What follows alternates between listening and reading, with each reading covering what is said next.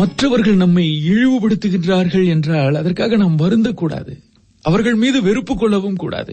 அவர்கள்தான் நம்முடைய ஆற்றல் கண்ணை திறந்து விடுகிறார்கள், அப்படி நாம் பார்க்க வேண்டும். ஆற்றங்கரையில மணலை வெட்டுகிறவர்கள் நீரின் திரையை அகற்றி நீருக்கு நன்மையே செய்கிறார்கள். ஆகவே ஒரு வாய்ப்பின் கதவு மூடப்படுகிற போது பல கதவுகள் திறக்கிறது என்கிற நம்பிக்கை நமக்குள் இருக்க வேண்டும். தளர்ந்து விடாத மனம் வெற்றி சிகரத்தை அடைந்தே தீரும். வார்த்தைகளை ஏணியாக்கி வானத்தை தொட நாம் கற்றுக்கொள்வோம். துணிவை தோழனாக்கி துயரத்தை நாம் கடந்து விடுவோம். நம்பிக்கை தீபத்தை இதயத்தில் ஏற்றி வைப்போம். நம்முடைய வாழ்க்கை வெற்றியின் மடியில் நிச்சயம் தவழட்டும்.